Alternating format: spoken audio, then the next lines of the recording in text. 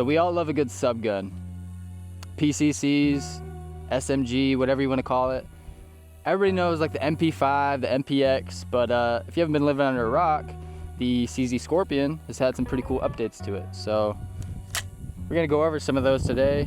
Take a look at my build of a CZ Scorpion, what makes it cool, what I plan to do to it, good use cases for it, and maybe why you'd want to build something like this over just buying an MP5 for an exorbitant amount of cash.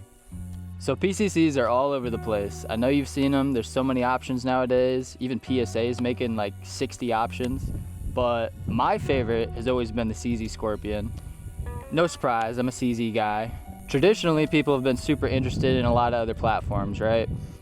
Stuff that you saw in video games, things that cost a lot of money, things that people tell you should buy. But especially as a civilian looking for a PCC, you might want to take a look at the Scorpion because it's highly upgradable at this point. It's cheaper, it's more modular. It's pretty dope. So that's kind of my point here. I've done quite a lot with this gun right here. This is my personal build. I have plans to upgrade it even further, but even as it is, I have a lot done to it and a lot of improvements over the base design. And these are things that you can't do easily on other platforms, right? So when I talk about modularity, I really mean every single part of this gun I have replaced except for this lower receiver. Bang for your buck, this is probably the best civilian PCC that you could get and has the most customizability for the cheapest amount of money. All right, so let's get to some shooting with it. I like to keep this thing in a bag. This is a pretty good bag gun after all. And you know, it's a pretty cool thing to be able to deploy fairly quickly, get on target. And that's flatter and faster than you can shoot a pistol, hands down. I don't care how good you are, I don't care how much you train. Just the ease of use of that is phenomenal.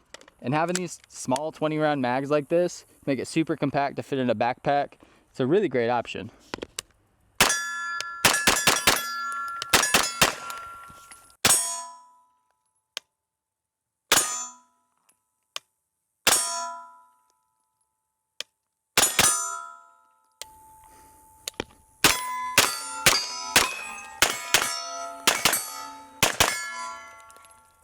All right, not only is it easier to shoot this thing faster, to keep it flatter, to keep it on target, but it's easier to transition from target to target, keeping your reticle in your vision. And that's such an important thing. So having something compact, not quite as compact as your pistol per se, but a platform that's pretty much just as easy to carry around in a bag or something like that. Speaking of pistols, this thing is a pistol legally, and you can shoot it like one if you want to.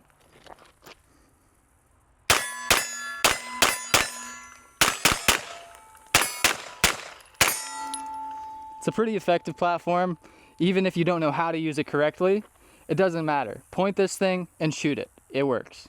That being said, if you actually decide to deploy this thing properly, it's very easy.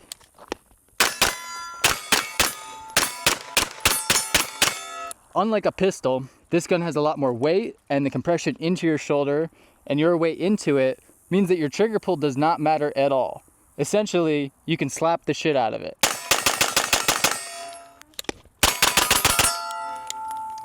These are effortless build drills that you can do too.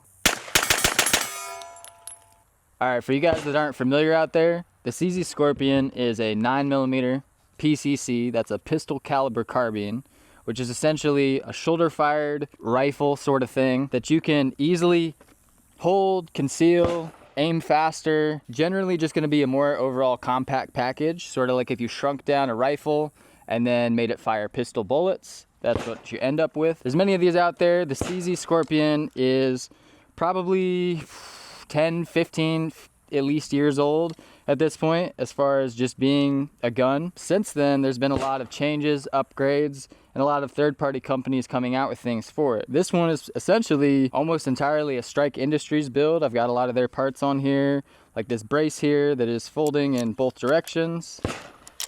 I've got the iron sights, which are flip up as backups. I've got the charging handle here, angled foregrip, you know, the pistol grip in the rear, safety selectors. This handguard is even from them. These are all things that I've swapped out over time. The barrel I did a HP Industries thing with. So what makes this special really overall is that This gun I've pretty much picked out every single part for, and I've done most of these things for a reason. The things that are not really aesthetic but serve a purpose are where this gun really shines. So up here on the front, if you look at the original Scorpion, there's sort of a blast can, and this is a blast can. It's not a suppressor for people that are wondering. But mine is a tri-lug QD system where you can see this just goes on super quick and simple. But what I've achieved here basically is I've added an inch of barrel that you don't have on the other Scorpion. So when you first get this gun, it's gonna be the same barrel length with the blast can, same overall length here. But the difference is that your blast can will come screwed on way back here, whereas mine has a little bit longer of a barrel and it attaches directly to that barrel. So I've basically got an inch longer barrel here than your traditional micro CZ Scorpion, as well as just achieving a QD system that'll work with a suppressor. So just makes it a lot more modular than it comes out of the box. Improved ergonomics, that's a huge thing. The original charging handle is maybe a tad small, still super usable, but just having a nice big paddle, especially when you're going to slap this thing, it just really makes it a lot faster and easier to manipulate under different circumstances. Being able to pull it back too, getting a lot bigger surface to grab onto is very nice. So a lot of you are probably gonna say, you know, this isn't really a CZ Scorpion, and it's sort of true.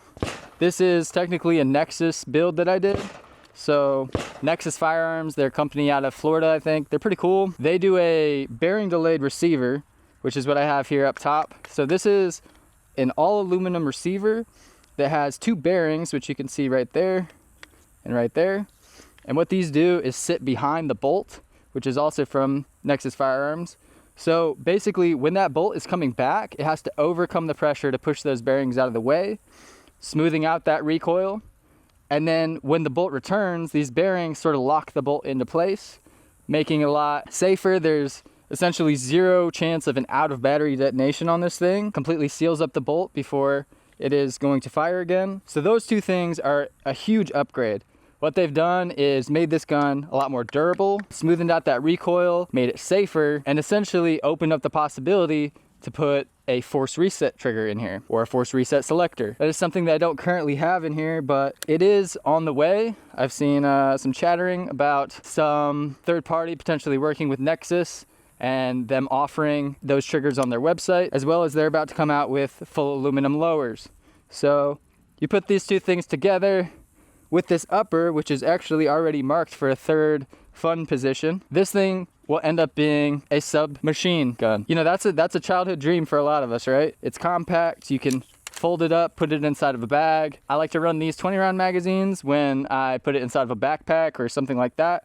It's a very tiny package. Overall, I mean, the firepower that you have on tap, the ease of use, a PCC in general is just gonna be a great option for a lot of situations. I generally like to run it with the 35 rounders, which give it a cooler appearance, somewhat reminiscent of an AK or something like that.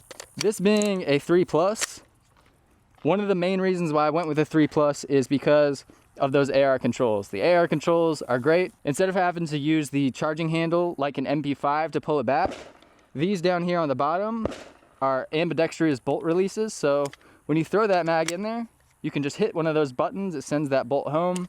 It's very fast, it's very comfortable, especially if you're coming from the AR world. Instead of having a paddle style release like you'll find on an MP5 or the older generation Scorpions, moving to the AR style allows you to essentially let the mag drop free when you hit that button, which means that you don't have to have your hand occupied while you're doing that. You can be reaching for your next mag while you're dropping that mag, and then just come up, put your new mag in, hit that bolt release, and be back in the fight. So it's sort of, in my eyes, the fastest, easiest, most comfortable version of this gun to build out like this. That's why I did it. This thing is just a super fun gun. I'm happy to share it with you guys. I hope some of you guys want to maybe build something like this or try your own versions of it. If you go on Reddit, there's plenty of cool builds. A lot of people are coming out with new stuff, especially after Nexus has started to innovate on things. And yeah, it's just a really cool platform. So all that together, I think this is a pretty badass platform. I think it deserves a lot more attention than it gets. And I think you might be interested in something like this and nobody tells you about it is really the main thing. But besides all of that, it's so easy to use and somebody else can use it just almost as well as you can, to the point where having something like this might be an essential piece of your arsenal. But I hope you enjoyed it today. This is a good example of exactly why a gun like this is valuable to you.